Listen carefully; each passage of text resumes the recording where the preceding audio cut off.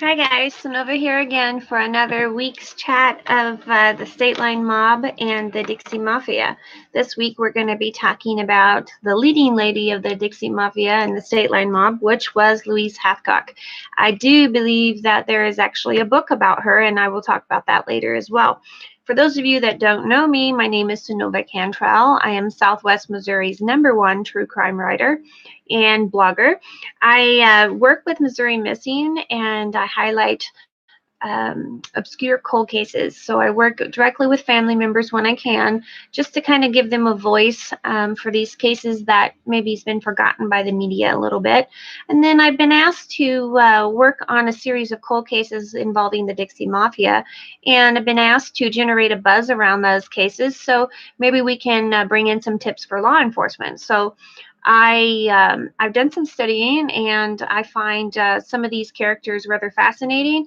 Some of the chaos they got into unusual, and so I thought I would share the information that I've received and do a few series of videos. Now, if this is some cases that you'd like to read more about, go over to my blog, synovaink.com, synovaink.com. There you can subscribe to get my weekly true crime newsletter. It's completely free, and you'll get an entire set of information and insider information that's only for my subscribers. So you'll get all kinds of information there. But you also get a free true crime book called Grim Justice, the ebook, for free for signing up for that. So that gives you kind of a rundown of who I am and what I'm doing. And if you like this kind of content, please like and share and subscribe to my YouTube channel. This is a brand new channel. We're just now getting it kicked off and started. So help me share that and get it going. I would like to get 1 million subscribers, because then you get this big fancy plaque from YouTube, and I want to put it up here with all of my true crime awards. So help me out there if you can. All right. We are talking about Louise Hathcock this week. Okay, I'm going to get a little situated here. So this week we're talking about Louise Hathcock. Now, Louise Hathcock, she's been called the Queen of the Dixie Mafia, okay, or the Queen of the State Line Mob. For those of you that, if this is the first video of this sort that you've ran into, the State Line Mob was the predecessor for the Dixie Mafia. So they can kind of almost be interchangeable. But the State Line Mob was a group of thugs and murderers and career criminals that tormented the daylights out of the state line between Mississippi and Tennessee. So that's the reason why they were called the State Line Mob, obviously. Well, Louise Hathcock and her husband Jack, they owned the Shamrock Motel. Now, this had part of its facilities were on one side of the state line, and the rest of it was on the other. So this actually played very well for the criminal mind, because they could commit a crime on one end of the building, the property, and then the other end of the property was in another jurisdiction. So they used that to their advantage as much as possible. So Jack, he worked at the Shamrock Motel for the previous owners. His full name is actually Clyde Raymond Hathcock. No one really knows why they called him Jack, but that's what they called him. Jack fell in love with a lady that worked there, and her name was Louise. And Louise really didn't have anything to do with him to begin with, but he was very motivated, and he kept telling her that he was going to be rich someday and he was going to own the Shamrock, and eventually he talked her into marrying him. And so they I wouldn't say they were married and lived happily ever after or anything, but they were married. And they ran the Shamrock Motel for years. And the way Louise was, she wasn't no little prim fairy princess here, by no means. She would work as a waitress and take orders and things in the motel. And so what they would do is they would lure tourists in by a really cheap breakfast. So they would, get your Southern style breakfast here for, a little bit of nothing. And so that would bring in the tourists. Well, they didn't realize that they were going to be mugged and robbed and possibly murdered when they got there. They just thought they were going to go to a motel and have a nice breakfast. Well, that's not the way it worked out. But Louise Hathcock, she was literally one of those. This is the type of woman she was. She was, while she's out waitressing, in her apron, she carried the notepad and the pen, but then she also would carry a ball peen hammer. And so it's documented that she literally beat a man to death with a ball peen hammer in the Shamrock Motel. And so, I mean, this is the kind of woman we're talking about. If she wanted your money, she would take it. If she wanted your man, she would take him. If she wanted you dead, you would end up in the in the lake behind, actually the river and behind the Shamrock Motel. So this is the kind of woman that Jack had his heart set on. Well, eventually on down the line, I will tell you about her demise, but I will tell you what happened to poor Jack. Now, Jack got the woman of his dreams.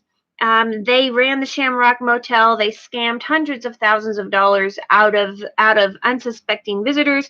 They ran moonshine was the big thing of the day because it was a dry county. So they ran moonshine like water through the place. And then, they had prostitution and drugs and gambling and all these other things. Moonshine was the biggest thing at the time. Well, comes along part of another big main character in the Dixie Mafia was a man by the name of Towhead White. Well, he was a big-time hood that had his eye set on Louise. Well, Louise liked him, and it's not known whether she was really in love with him or if the fact that he just had more money and more power. So we don't know. We know that Louise was all about, she told everyone she was going to be rich one day, and she didn't care how she got it. She was going to be rich one day. Well, so it makes me think maybe there wasn't necessarily all that much affection between the two. But Towhead and Louise decided that it was time to get rid of poor Jack. And Jack, he was murdered. He was murdered on May 22nd, 1964. And Louise was charged with his murder. But then, of course, half of the law enforcement was bought off, and the judges and the attorneys and everything were all bought off. So Louise ended up getting off with self-defense charges. So she ended up not getting arrested. She got in no trouble for this whatsoever. So she got off, and then she could have her little towhead all to herself and didn't have to worry about her husband getting involved. Well, that was bad enough.